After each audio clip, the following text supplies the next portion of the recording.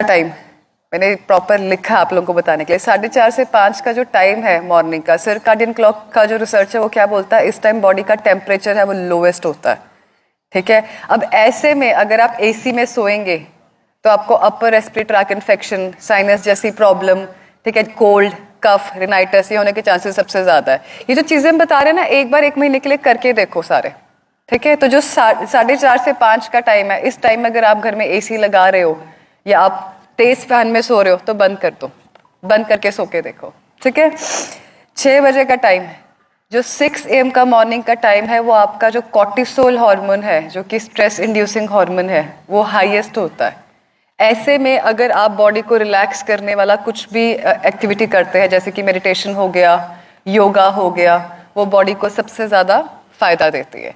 Next चलते हैं 7 से 9 बजे। 7 to 9 AM का टाइम जो है आपका जो वाइटल फोर्स है आपके स्टमक में होती है, पेट में। तो मैक्सिमम जो आपके डाइजेस्टिव जूसेस हैं वो 7 से 9 बजे के बीच में बॉडी में रिलीज होते हैं। तो 7 से 9 बजे के बीच में अगर आप दिन का पहला मील खाते हैं तो सबसे अच्छा डाइजेशन उसका होता है, सबसे ज्यादा उसका गुड आउटकम आता है। 7 बजे जो है आपका बीपी भी फ्लक्चुएट करता है। अच्छा, कोई जिसने कभी भी हार्ट इंस्टीट्यूट में काम किया हो उसको पता होगा, जो 7 बजे का टाइम है, अक्सर स्ट्रोक आना है किसी पेशेंट को, या जिस पेशेंट की टेंडेंसी है हार्ट की बीमारी है, उनको 7 बजे के टाइम के आसपास टेंडेंसी रहती है फ्लक्चुएशंस की। तो ऐसे में अगर कोई आपके घर में पेशेंट है जिसको बीपी की प्रॉब्लम है या हार्ट डिजीज है या ऐसा कुछ भी सिनेरियो है, कोशिश करो कि उस इंसान को गुस्सा नहीं है। अगर कहते हैं ना सुबह सुबह क्या सड़ी सी बात कर दी, गुस्सा क्यों कर रहे हो, सुबह सुबह नहीं गुस्सा करते होते, कह देते हैं ना ऐसे, क्यों? क्योंकि जो 7 AM का टाइम है, रिसर्च क्या बोलती है, जो आपका वाइटल फोर्स है that is in your, that enhances your, that affects your cardiac activity and your BP. ऐसे में अगर पेशेंट कुछ भी ऐसा करेगा जिसकी वजह से वो गुस्सा खा के बीपी हाई करेगा, that can be harmful for his heart condition. 9 से 11 सर्काडियन क्लॉक क्या कहता है, आपकी बॉडी का टेस्टोस्टेरोन लेवल सबसे ज्यादा हाई है।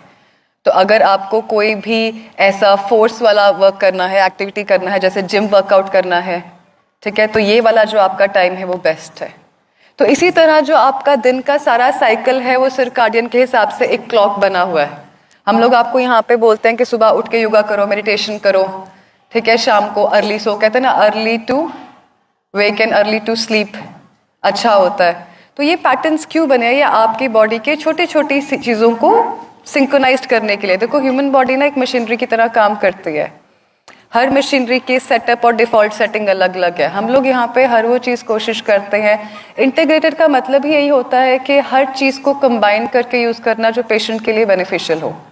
ठीक है, ऐसा नहीं है कि हम लोग पेशेंट्स को एकदम से बोल देते हैं कि आपका डायलिसिस स्टॉप कर दो, डायलिसिस बंद हो जाए।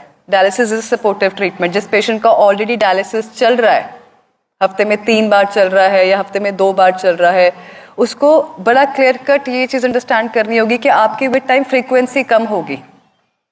10 दिन में डायलिसिस बंद नहीं होगा। 10 दिन में जो है किडनी की फंक्शनिंग इंप्रूव होगी। किडनी की फंक्शनिंग इंप्रूव होगी तो धीरे धीरे जो डायलिसिस की रिक्वायरमेंट है टॉक्सिन्स को रिंस करने की, वो अपने आप ऑटोमेटिकली स्लो डाउन होती जाएगी।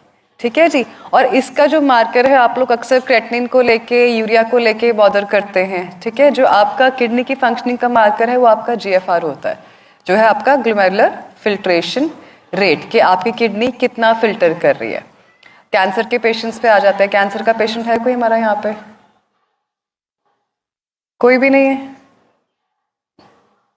कैंसर की बीमारी कैसे होती है?